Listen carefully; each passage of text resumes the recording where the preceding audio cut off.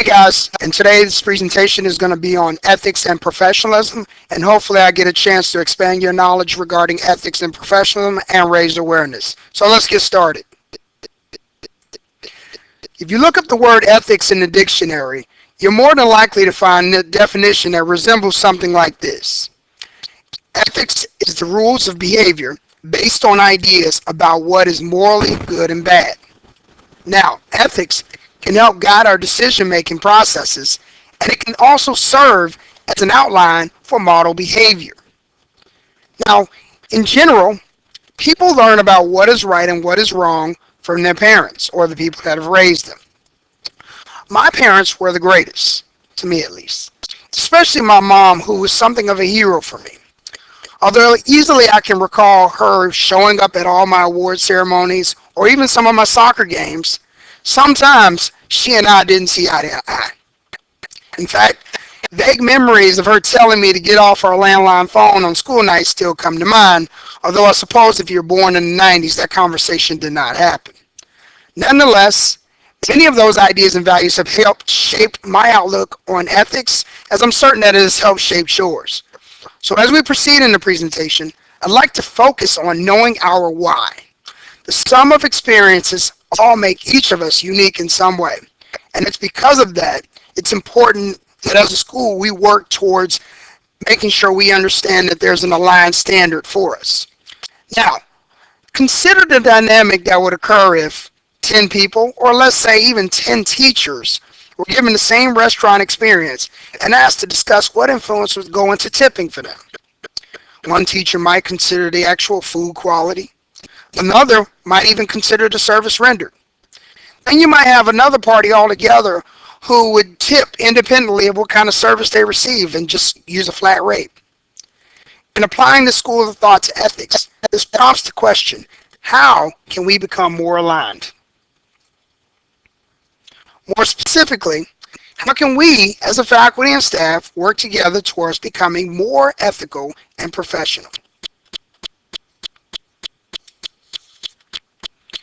Stop to consider what pieces are in place currently. If something bad were to happen, could we safely assume that every teacher would know exactly what to do during the event and after? Well, if I'm being honest, I think that revisiting ethics will only strengthen our cause, and overall it should help us to maybe plan and use some kind of prior strategies to get the ball rolling. So in preparing this presentation, I actually reviewed several sources on ethics. One of those sources led me to a presentation led by a guy by the name of Dr. Mark Wilson, where he discussed ethics and professionalism. In it, there were 5 ways that were encouraged for ethics promotion and awareness.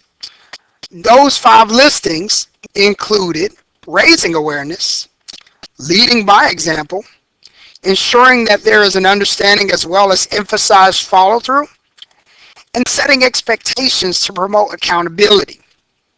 And while all 5 serve an important role, I felt it would be important to at least start with raising awareness.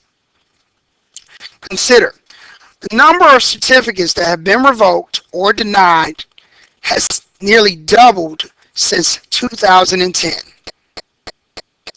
So it means that somebody is violating these ethics standards. And so it behooves us to make sure that we're aware of what those standards are so that we can maybe become more accountable and more aware overall.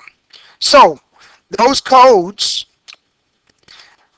are listed here. We have the first 5 at least that I want to start with discussing. So they include legal compliance, conduct with students, alcohol or drugs, honesty, and public funds and property. Now, legal compliance ensures that we make certain not to break any laws. This means that you follow your federal, state, and local statutes, and if you do violate them, you report them accordingly. Conduct with students states that teachers should maintain professional relationships with students.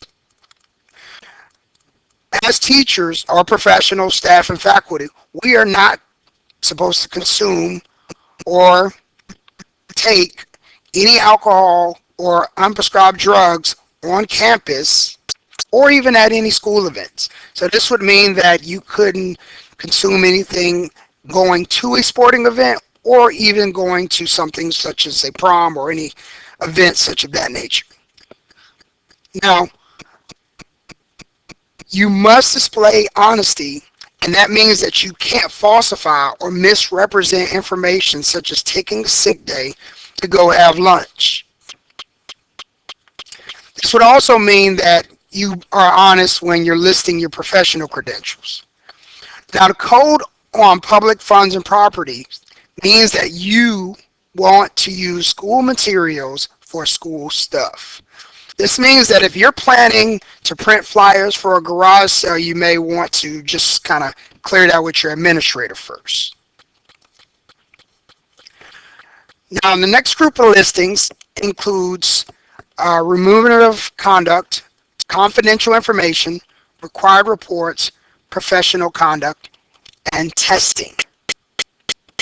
So, for remunerative conduct, it starts with your obligation as a teacher to make sure you understand what you're supposed to do when you receive gifts, favors, etc., especially as it relates to school.